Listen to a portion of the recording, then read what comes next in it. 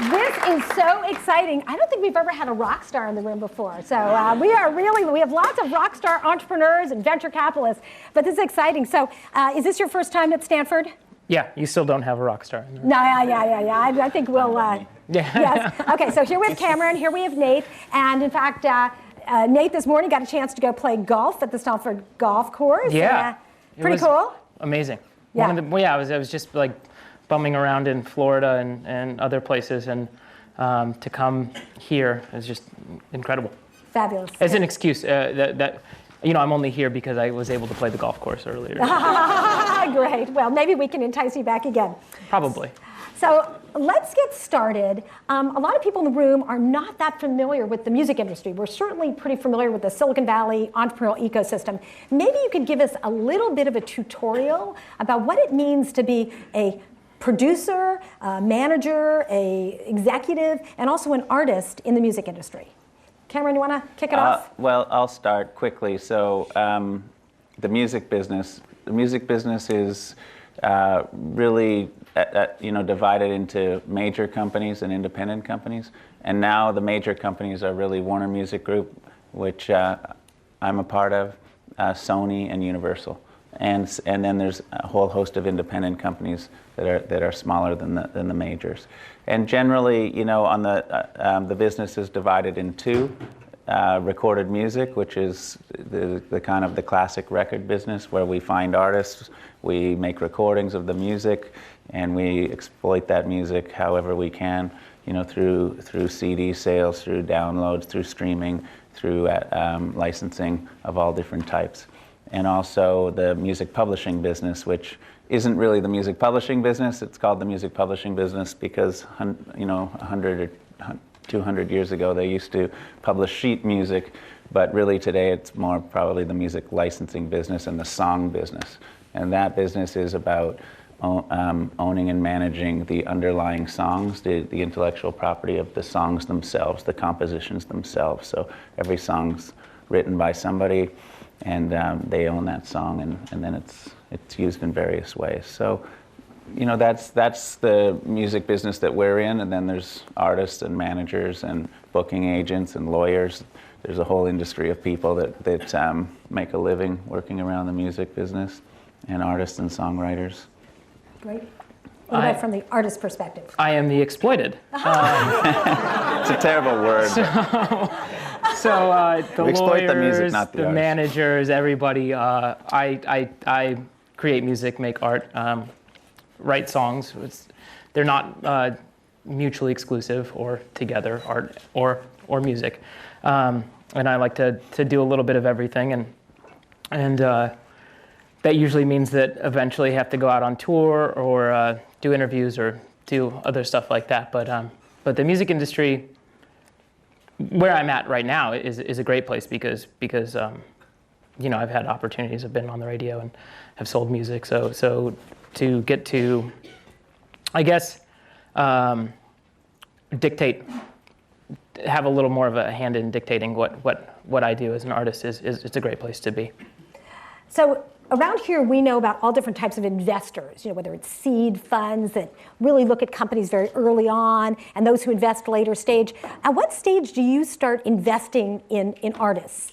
And maybe you could tell you a little bit about how you were discovered. And I mean, you were really young when you first got your first record contract. Yeah, I was 18 years old, playing in a local band in Phoenix, and the radio station had started to play our music, and major labels had caught wind of it, and next thing you know, we're signing a big contract, and when you sign a contract that's too big and you don't sell a lot of albums, you end up getting dropped. And then I was re-signed by the same company about 4 years later in a different band, which is, it's a very weird, I guess just never giving up, and I've always had some sort of cult fan base to rely on, which is an important thing. It's an important thing. I talked about how it's easier to make decisions now after you've kind of made it a little bit, but it's also wonderful to step out onto your own and I guess not be as reliant on the big companies. Though I think it took a lot of failing to appreciate what a company like Warner, whether it be the publishing or the record companies, can do for you when you're ready to. We're going to keep saying exploited, which I think we need to just we need to erase that word. Okay, I'm sorry. Absolutely. That's my fault. That's my fault. So maybe you could talk a little bit about it, Cameron, about at what stage you're looking for artists. Are you trying to find the folks who are in a small club or a coffee shop playing a guitar, or are you looking for people who have a big fan base already online? Well, there's no real one recipe. So we are generally just looking for very talented people who we think will connect with an audience, and sometimes sometimes they have big fan bases, sometimes they have small fan bases. I think one of the things about the company, when you're a company as big as Warner's, is we're dealing with all different types of artists. So, to put it in perspective, at the publishing company, we publish everybody from, the Gershwins to Cole Porter to Radiohead to Lil Wayne to Nate Ruess to Jay-Z and Beyonce and Katy Perry. So, we've got a wide array of people doing a lot of different things. Some of them are current with huge fan bases. Some of them are historic with huge song catalogs. So, there's a lot of nuance to dealing with the various people. But when it comes to finding talent and developing artists and investing in people's careers, we're looking for them at whatever phase they're at. I think sometimes we're very early, and sometimes it takes somebody a period of time to be ready and to be in a place where it makes sense. Can you talk a little bit about the relationship, how much shaping gets done of the artist? One of the things I've learned about in getting to know the company over the last few weeks is the term A&R. How many in the room have heard of the term A&R? Okay, a couple of people. Okay, this was a fascinating concept. Maybe you could talk about that process and how that fits into sort of working with the artists. A&R, originally stood for Artists and Repertoire, and really that's the part of the company that creatively works with artists and/or songwriters on the publishing side. But let's just stick to the record side. So that's the side that finds artists, that brings them to the company, that eventually, hopefully we sign a contract with the artist, and then works with them too to get the recordings done, to help them connect to the company in such a way that we can connect them to an audience. So sometimes, again, there's no one size fits all. Sometimes the artists are have a very clear artistic vision and write and perform their own material, and some are not songwriters at all, but have an artistic take on music and what they want to perform. So we may help them connect with songwriters or record producers or songs themselves that people send us. So there's a variety of things that A&R does depending on what the artist needs.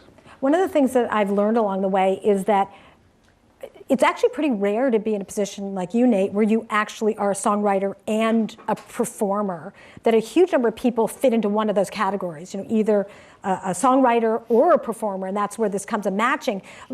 As a songwriter and a performer, what sort of relationship do you have? How much shaping do you get of your work, or are you given a lot of artistic and creative freedom? Well, a lot of artistic and creative freedom, and that's, I don't think I was going to sign another contract with a major label unless it was something that I was going to get, because as Cameron mentioned, it's good to have an A&R for someone who might need a little bit of shaping. When I look at a lot of artists, and if I'm critical, I think like, oh, well, they could use a little bit of A&Ring in this department or that department. I think for us, we're a confident bunch. I'd seen the problems that I'd had in the past. Artist development is a very crucial thing, and it's not something that necessarily happens a lot these days. And I think that's why we're seeing a lot of bands just come and go, or artists just come and go. They don't get an opportunity to develop. And I think that we, through the trials and tribulations to where I am now, when we'd written and recorded that last album, we didn't have an A&R because we knew what we wanted to do. We were very, to have a specific goal, but that's usually not the case. So usually artists take full advantage of these type of resources? I mean, yeah, they can be helpful. I had A&R on my first album on a major label 10 years ago, and it was just a disaster. You know, like people talking to you about the songs that you're writing I think as a band member or as an alternative musician or something like that, you look at it a little bit different. You know, I've written songs for other artists, and it's been set up by A&R people. You know, those songs probably wouldn't happen if it wasn't for A&R. Whereas I'm not looking for any outside help in songwriting, so I don't need that. But when you hear like from an A&R guy, and what do you say? When I was making my first album, I was about 19 or 20, and you know, it just needs to be a little more high octane, you know, and it's just. I'm not going to cuss. Otherwise, we have to label it explicit. Yeah.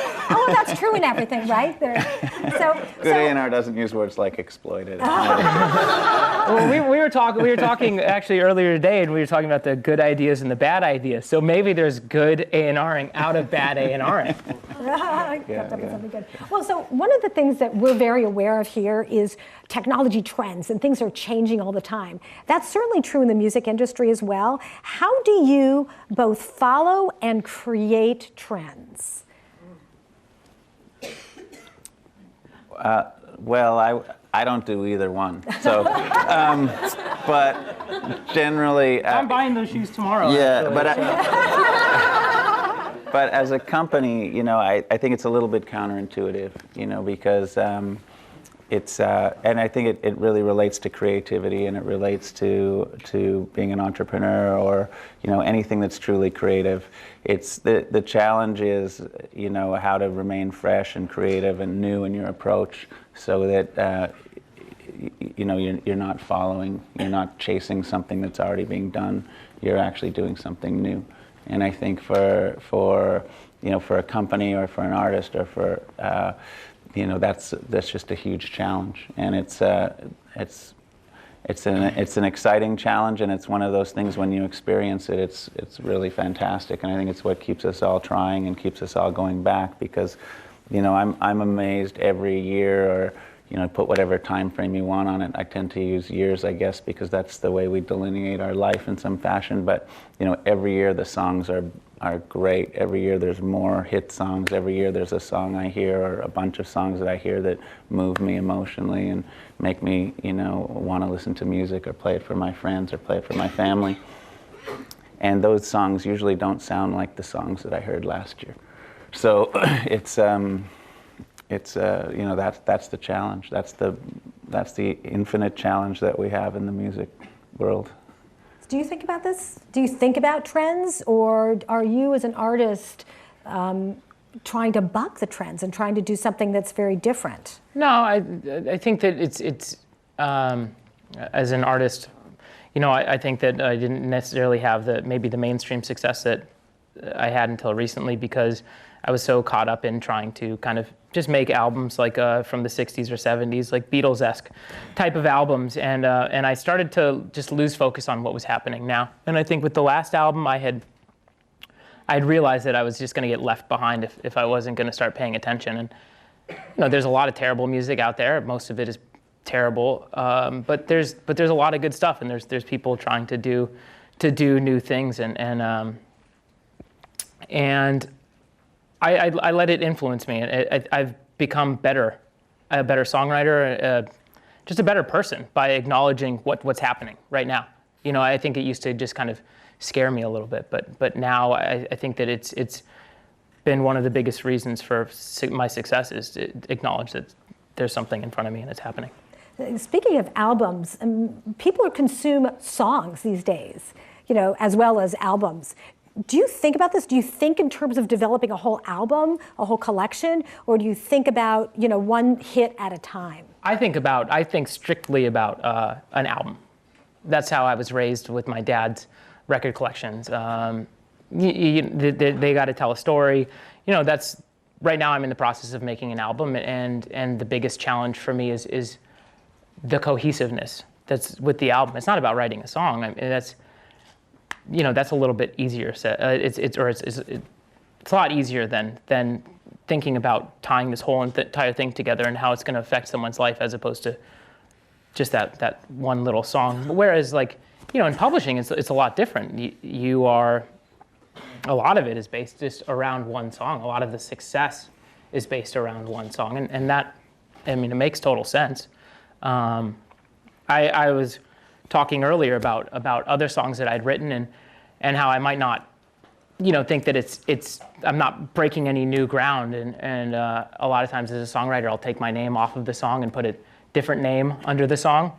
And that's just a little fun for me because I like to see how far up the song will get and not have and not be kind of associated with it. But at the end of the day, I think that it's important people work too hard, and it's weird to be judgy. If I try not to formulate, to say, call a song out specifically, because someone might love it and someone works really hard and they might get into their car after a long day and that what I consider to be a mindless song might come on and it's inspirational. It's great for them.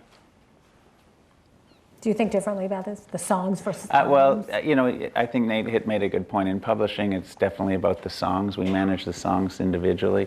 But we think about it 24/7, songs, albums, singles. It's an ongoing discussion and which song, which is the single, which formats at radio, all of those kinds of things. So we, it's one of the real influences of technology on music is the way people experience and consume the music, and that affects how they listen to it, how they engage with it, how we connect artists to fans. And sometimes it's about whether they listen to whole albums or not, or buy whole albums. So speaking of technology, yeah. We've got these cultural changes that are going on, but we also have huge technological changes that are happening around us, and certainly are affecting the music industry. I'm assuming you would think about this all the time. Is this an exciting time to be in the music industry with all these technical changes? Yes, it is. It's an exciting time. There's no question, and I think it's probably more exciting today than it was, a number of years ago, because the music industry as a whole has shrunk, frankly, over the last decade. So it's much smaller than it was 10 years ago. For a whole host of reasons. One of them, I think, is the way technology's affected people consuming music. But on the other hand, it's growing in a different way. So it's really it's changed. The record business per se has gotten smaller, but the music business as a whole has gotten bigger. So the challenge, to some degree for companies like ours is how do we go from being a record company to being a music company? And what does that mean?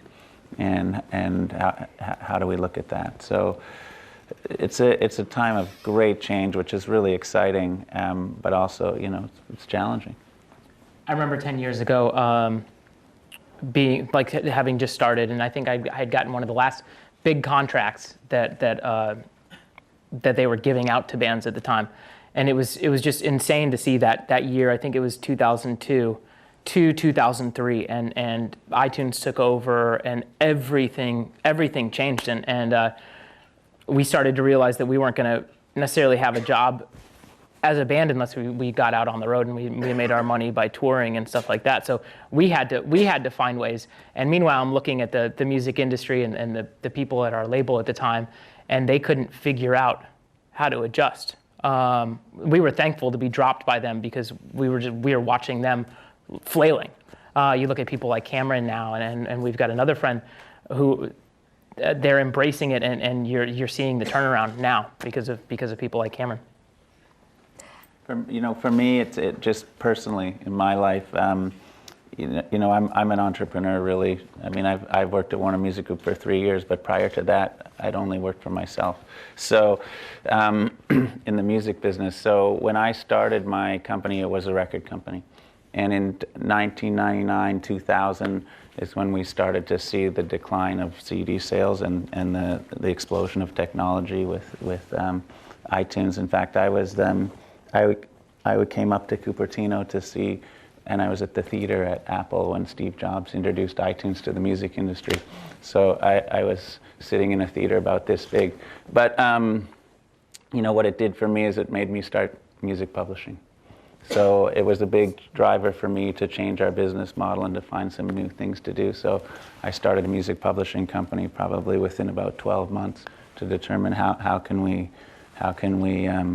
diversify as an entrepreneur, as somebody who was running a business with 22 employees. What are we going to do with this coming and with the change, the disruption that's going to occur? I think it's very interesting, the reframing of saying we're not in the record business, we're in the music business, and what new opportunities that opens up. In fact, almost everyone can be in the music business, right? Every kid in their bedroom or their garage can put together a band or sit in front of their computer and make music. What do you think about that? Is that a great thing? Is that a scary thing for a business that used to sort of control the whole process? I think it's a great thing. I mean, to me, the more people that are engaged with music, the more people that, one of the biggest, one of the biggest issues I have in my life, and I'm sure for a lot of the people here, is how do you find the time to listen and to engage with music, and how are we going to engage people on an ongoing basis, so the more people are involved, the more they, whether they start out playing an instrument. I always say, for whether it's the artists, the fans, or the people that work at our company, 90% of us fell in love with music at some point in our life. Usually when we were young with our family, or maybe in our high school years, or when we were in college or whatever. But that's what really drives us at the end of the day. So the more people that have that passion, and the more people that connect to music on an ongoing basis, it's the better, for as far as I'm concerned. Yeah, I mean, I think creating is an amazing thing. I don't play an instrument. I just hear songs in my head, and so I mean, I assume that it's something that pretty much anybody can do and should do, because it's fun. Great, it's fun. I didn't cuss. I just mouthed the cuss word. Yeah. And for me, I don't play an instrument. I don't hear songs in my head, but I hear them after they're recorded. And, and I know what to do after that. So what are the biggest challenges? I mean, our room is filled with all these remarkable people, and there are a lot of people around the world who are going to be listening to this who are problem solvers. And they are music lovers. What are the biggest problems that are facing the music industry these days? And how would you hope that people would think about trying to tackle them? I'll take that one, I guess. Biggest problems facing the music. Thank you. I didn't want to answer that question. I was looking at you.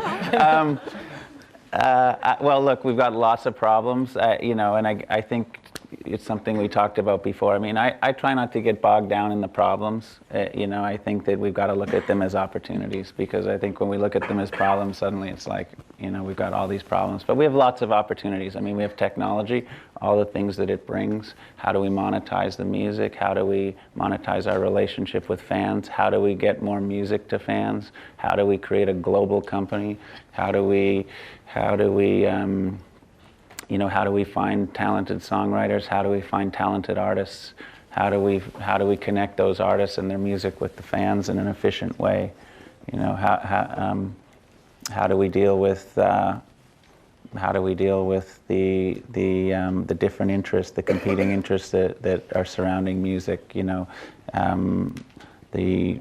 There's the DMCA, there's Washington, there's legal issues, there's royalty issues. There's all kinds of things going on. It's by far the most dynamic time that the music industry has ever seen. So there's lots of change, and with all that change comes problems and opportunities. And I think that's what we're doing here. We're hoping that so that there's people here who will find ways to help us deal with all the things we have to deal with, because we're at Warner Chappell, we're a 200-year-old company. I was saying to somebody earlier today, we were Beethoven's publisher. So it's with 1.2 million copyrights under management, everything from all the artists that I just described. That's a big job unto itself. And then we have to figure out, what do we do in a changing world? How do we deal with that? And there's only so much time in the day. So how do we engage with really innovative thinkers, with young people who are in college campuses, who are have their own experiences and their own ideas. So one of the things that makes this a very robust environment is the fact that there's a lot of experimentation, and what comes along with that is sometimes things don't work out as expected. Sometimes people call that failure, and this is a sort of place where we understand that that's part of the process, is that if you're not failing sometimes, you're not taking enough risks.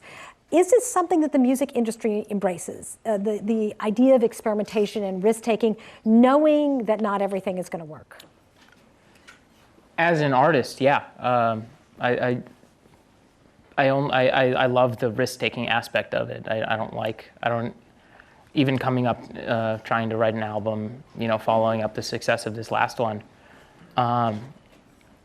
One of the things that excites me is just how much further I can go, and where I can go, and to limit yourself because something worked is terrible. It's atrocious, and I hope that it fails and that I love it more than I hope that it is great and and it sells a whole bunch and I don't like it. Interesting, Cameron. I think for me it's hard to talk about the industry as a whole all the time because frankly I've never worked at any of the other companies. So. But for us as a company, risk-taking is certainly something that we encourage. I'm fortunate we have, relatively new ownership at Warner Music Group who are terrific. The people who are my bosses and who I report to are extremely supportive of us taking risks, of us taking chances. So, I think one of the things that we define our company by is culturally is having an entrepreneurial culture. So to us, what does that mean, and how do we do it? It means you taking risks. It means being fast. It means being experimental. It means trusting one another. Decentralized approach to business, a flat organization. All of those things we try to bring to the company every day because. It's vital that we take risks, and it's certainly in our DNA too. I mean, every new artist deal, every time we spend, from a business perspective, every time we invest in a new artist or we invest in new music or we in marketing or promotion or all of those things, there's never any guarantees. The music business is. I always say, Google dueling banjos and give it a listen. It was a #1 record, and there's all kinds of things that happen. So we have to be flexible and we have to be willing to take risk, and we have to. It's a very, very challenging thing for a lot of people in business school, or for me when I was learning the amount of risk that it takes to be an entrepreneur or that it takes to be in the music business is so much more significant than most other businesses, that it takes a certain level of passion and faith to really undertake it. I mean, it's very different than finance. It's very different than banking. You're out on a ledge. I'll just say this. I often, with people who come to work at our company, I often say, there's a continuum of risk here, and the artists are out here because, you've heard of the fear of public speaking, as people know. Well, just think of public speaking, but like having to write and read your own poetry and sing it. I mean, it's essentially a very, very risky undertaking, and then there's, at the other end there's all the more traditional industries and more traditional jobs, and then those of us that work in the music business or are entrepreneurs are somewhere in between, and that's where you really have to follow that passion and follow the faith that it's going to work out, and have some luck. Some of it involves a little bit of luck once in a while. It's an important thing. I can't tell you how many times I'd sit in the conference room at my old company and everybody would be looking at each other going, what are we going to do next year? And then something will come along. A record will show up. An artist will show up. A hit will come about. Dueling Banjo, was that the Deliverance song? That was a hit? I think so. Do you publish that one? No, we don't publish it, but Too bad. You should give permission for it to just be running right now. Free of charge. Just it was a Dueling hit. That's yeah. That's a sadistic hit. There's no reason why that song should work. Context, anything, but it did somehow. So. It tapped into something at the time. So let's dive into the creative process. So Nate, you're in a band. That is a pretty intense creative group. Mm-hmm. Can you tell us a little bit about the process of working together as a band to not only create a song, produce a song, what does everyone bring to the table, and how the decisions get made in that process?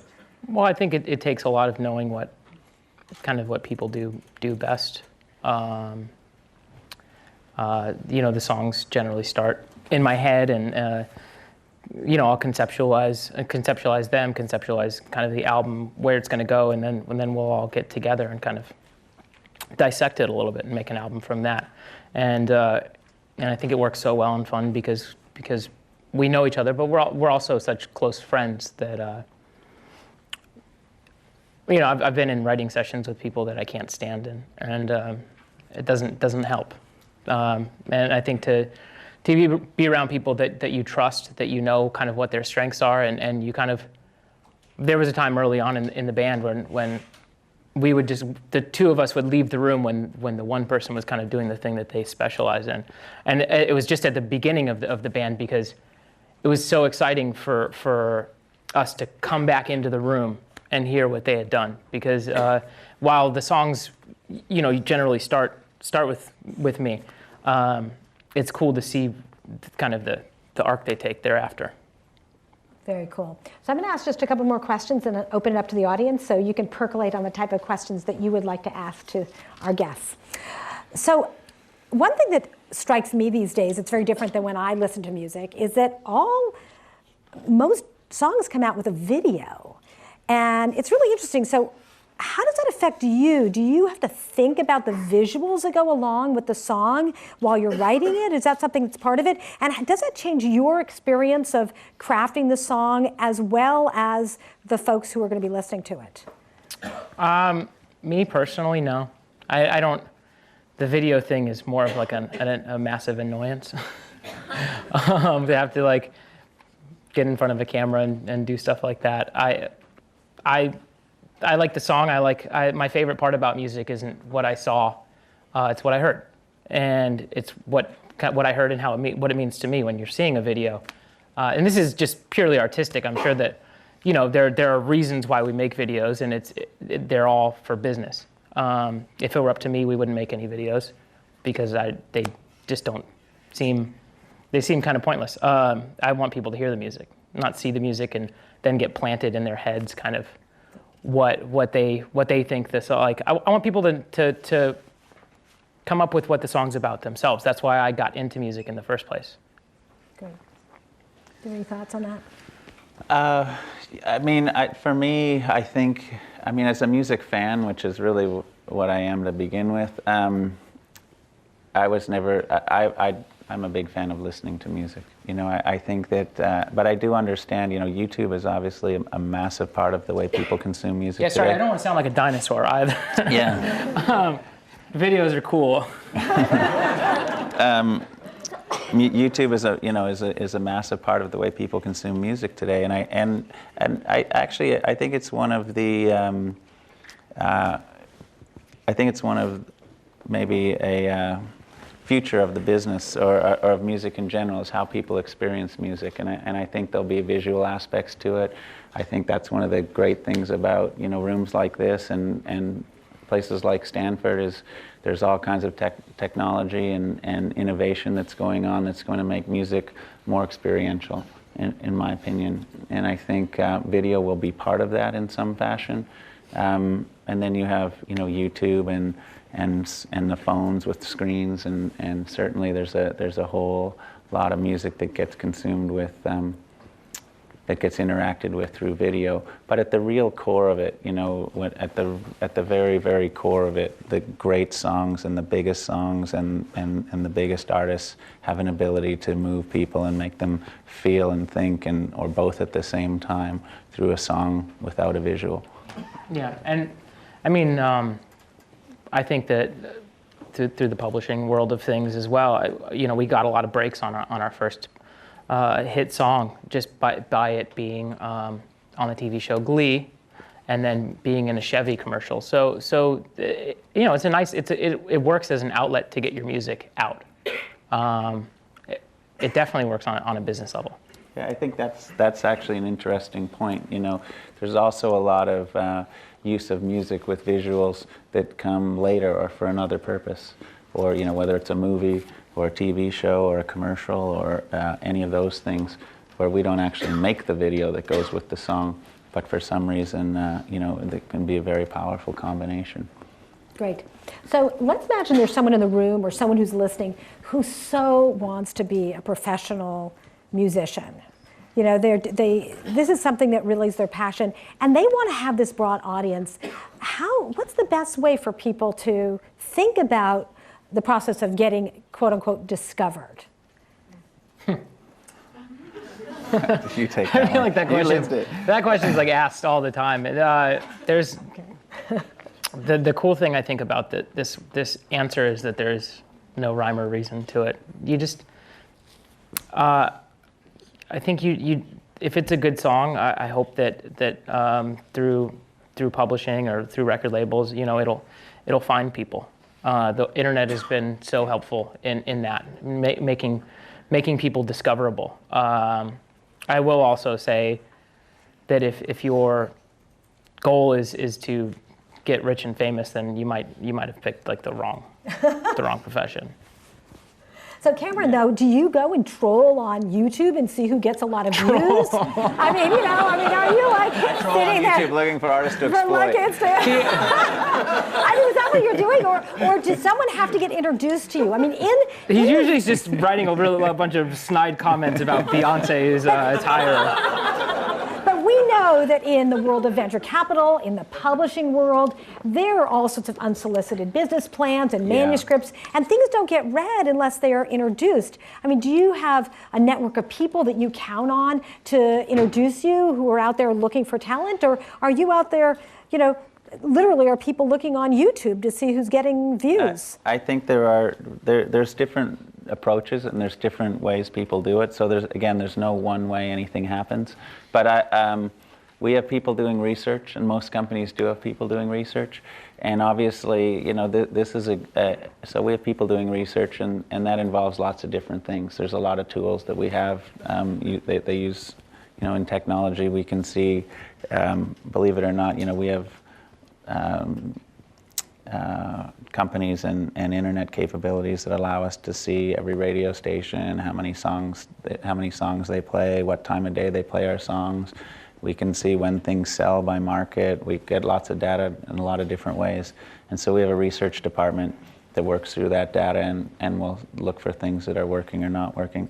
An area that could probably use a lot of help and a lot of work, frankly, is how we find new talent, how we find talented people that are connecting with an audience, because that's one way to do it.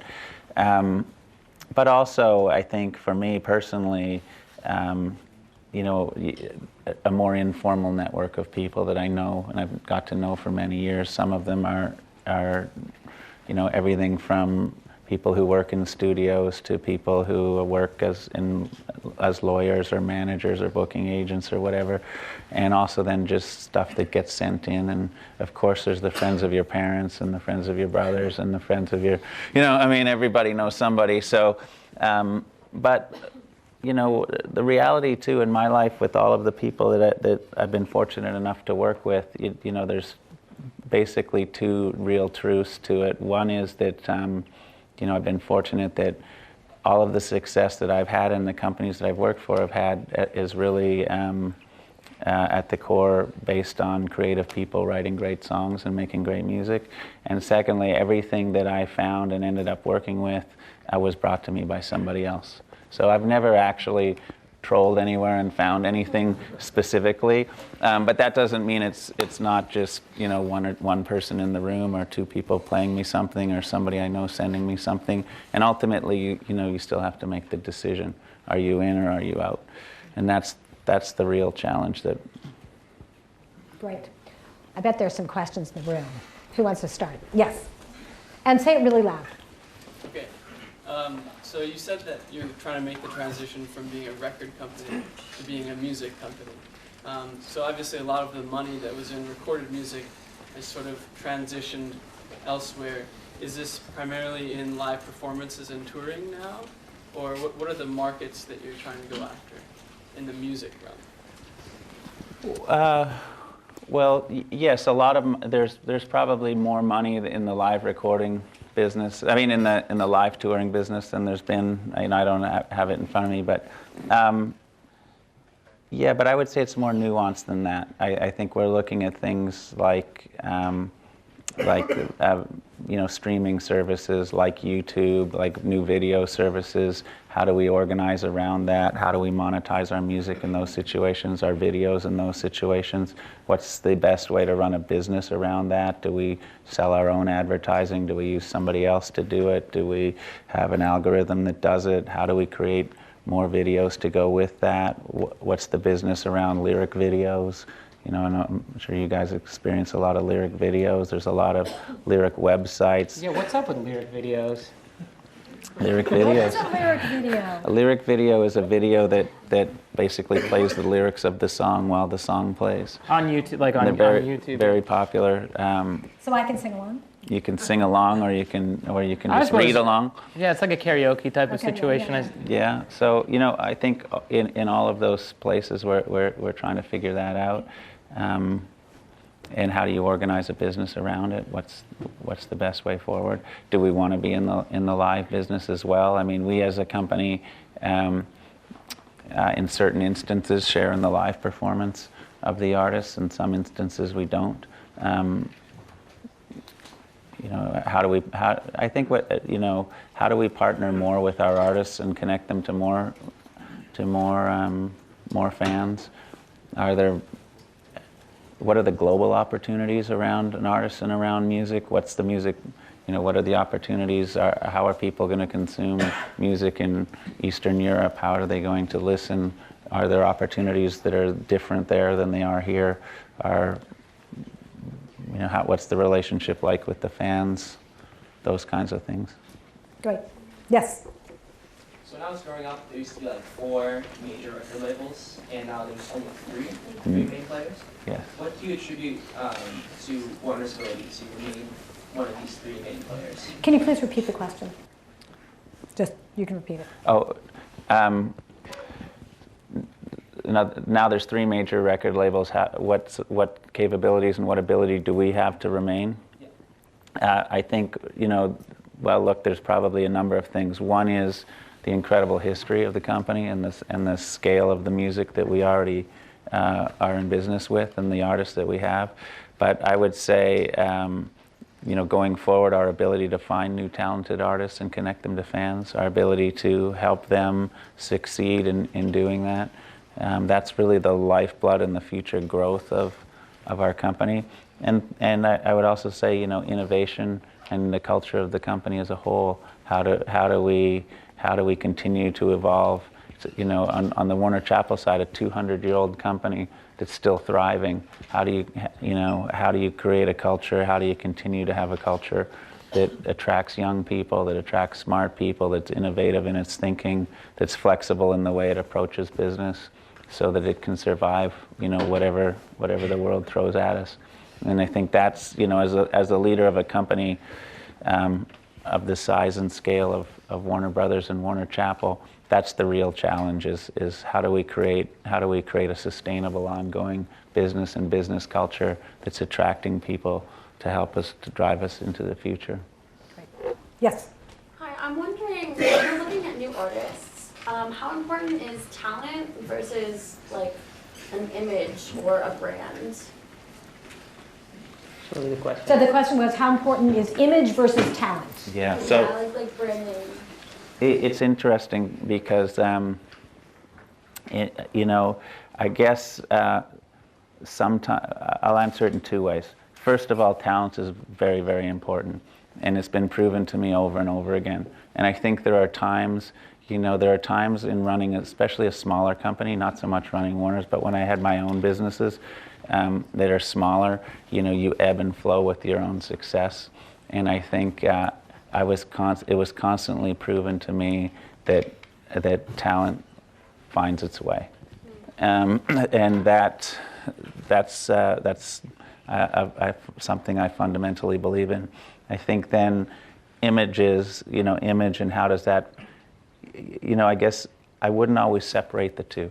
I think oftentimes the talent and the image are connected very closely. So a lot of great artists that I meet and a lot of people that I meet, they have a kind of almost an innate ability and a feel to have an image that's genuine and is themselves, but also connects with people. So I think it's a vitally important part of what they do, but I don't think it's necessarily people have talent or they have an image. How do you feel about mustaches? Mustaches. If they got a little bit extra, it's great. But so, I think they come together. Great. Over here. Yes. Hi. How do you think Warner Brothers and artists should be compensated for the streaming services like Pandora? What would be your ideal way to be compensated for that service? So the question had to do with compensating artists for streaming music, such as on Pandora. Yeah, how would you ideally like to get? As much as possible. I think that was the right answer. That's our job is at times. But no, I think that the reality is Pandora's a very interesting case and probably one that you could put a whole class around in terms of how it works with our industry, how it interacts, and what the right way to get paid is. But I think really how I would answer is, on a broader scale, is we want to be paid fairly. I think Warner's wants to be paid fairly. We want our artists to be paid fairly. We can argue about where that point is, But I also would say that we want to encourage innovation. We want to encourage new businesses to use the content. We want to encourage new investment and new listeners and creative ways for people to experience music and for fans to connect with artists and their music. So, and there's a lot of different views on how that can best be done, but certainly we've taken the approach, and I believe that we're pretty flexible in how we do that. We encourage people to get into business and use the music. Great. Back in the way back. So I have a question about pirating, and I'm curious what both of you think because you're veterans in this business. And so I know a lot of musicians, and what I'll ask them is how they feel about being pirated. And it's usually musicians who are just getting started or maybe been in the business, not even the business really, but just been doing it for a short while. Because it seems to me like the way that you get discovered nowadays is a lot of people discover new music through piracy. And it's almost a way to measure how relevant a new artist is by how many people are looking for that person's music. And so, and the other thing is, if you have these piracy sites such as Pirate Bay or torrent sites, and they're making a profit off of the artist's music, why haven't the record labels just started, instead of a piracy network, just start giving it away instead? So the question really is about piracy and what the attitude is and how the record industry or Warner Brother Record is dealing with this. I get asked that question a lot, just as an artist, how I feel about it, and I think that it's kind of it's a little bit of a catch-22 in that had it not been for piracy, I probably wouldn't have gotten where I am, and then at the same time, it's kind of a drag because I've always bought my own music, and I bought my own music because I love to own an album. I look at it a lot more artistically than anytime I get something for free, personally, I usually don't end up listening to it. It feels a little cheap to me. And I think that people should take pride in ownership of art. However, I can't. I think it's done as much. It's probably done a little more good than bad for someone like me. Whereas if you're the record label. Passing. Yeah, I mean, you know, it's a tough thing for us as record I don't get paid companies. no matter what. That's what I'm saying.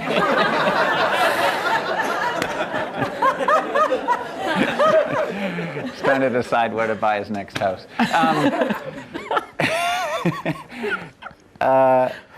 I would, you know, look, it's a tough thing for us, the piracy. You know, there's a lot of places you can get free music. I guess, you know, some of it depends on what you call piracy. So, you know, BitTorrent sites from overseas that are just giving away tons of free music. You know, that's a really challenging one for me. I don't see the benefit of that to anybody.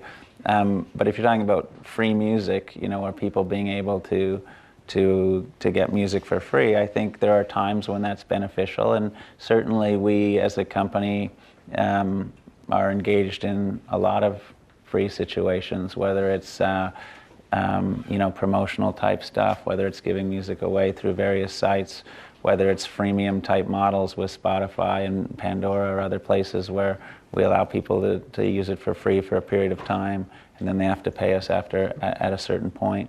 So, you know, we've taken a lot of different approaches and a lot of different looks. I think, you know, there's a continuum of piracy too, and I think there gets to be a point where my feeling is we should shut it down. But I think that there is also a lot of use to free music on the internet. Great. Over here.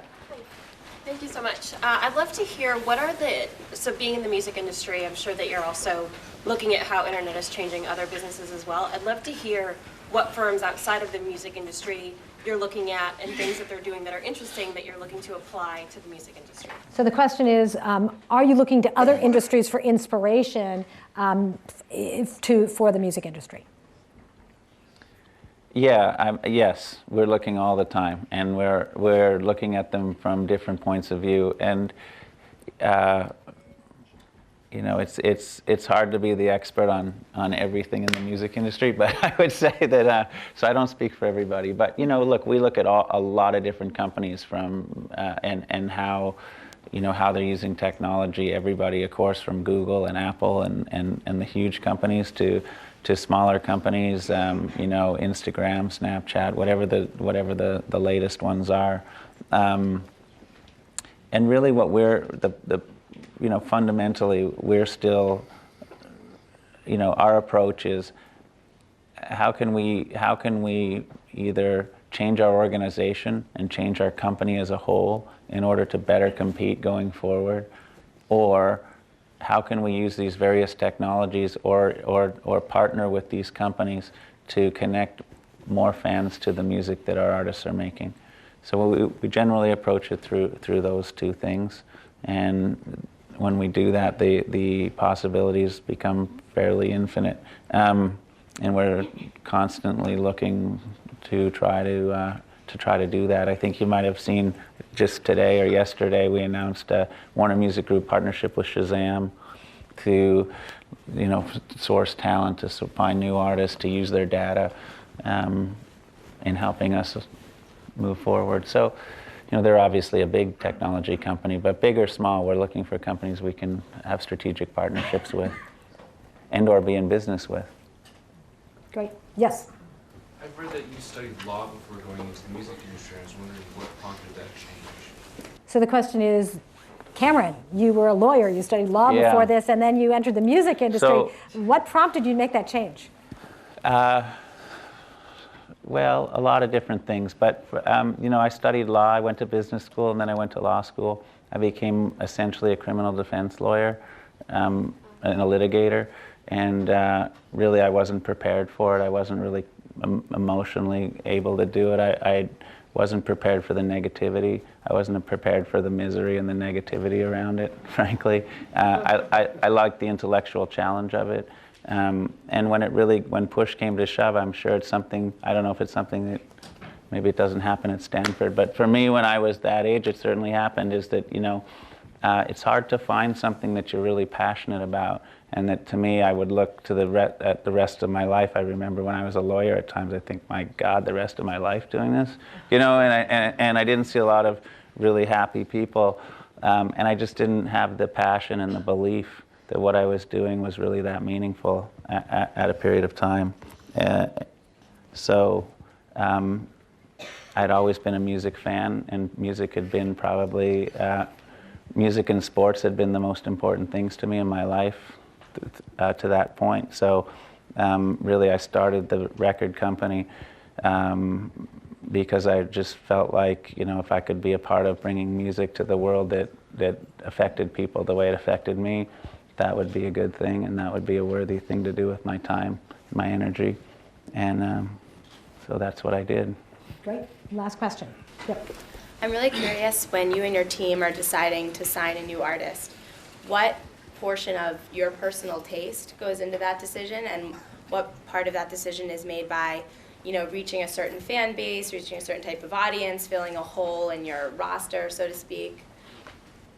So the question is, how do you, when you're evaluating a new artist or new song, how do your personal tastes come into play versus looking at more strategically and how it fits a whole? That's a good question. All these questions, very challenging. These are about questions. 100 times better than the questions that I get on a daily basis. You should take this one since from a random radio station wants to know how fast can you run a mile? How fast can you run a mile? I'm not going to answer that today. Everybody's too intellectual. So I'd answer the question this way. It's a really good question. When I had my own business, I would say, if this was my personal taste and this is the records that we thought would sell, we were trying to do this. So now that it's a much bigger company, and fortunately I'm the chairman and the CEO, we have a team of people. And hopefully that they are finding things, because you have to have that, I think somebody has to have that passion for it and that desire for it. So we try to have a variety of people who can answer that question, better than me. But I hope most of them, sometime they're going to show up and have a real reason for wanting to sign a particular artist, or have a passion for it and be willing to stick with it and stick with it through thick and thin, or find a way to make it work. Find a way to connect it to fans, find a way to connect it to an audience, because that's it. So as far as the company at Warner's goes, my personal taste and what I particularly want to do is not necessarily a deciding factor. Although sometimes, remarkably, I appreciate and like a lot of the music. That's a wonderful note to end on. I hope you agree that this has been really fascinating and given us a view into a very different industry than we normally get to look at. If you're interested and curious to learn more about creativity and to polish your creative problem-solving skills through the lens of music, I encourage you to take a look at this new online class that we're working with them on. If you go to online.stanford.edu, you can get all the details. And please join me in welcoming or thanking our fabulous guests.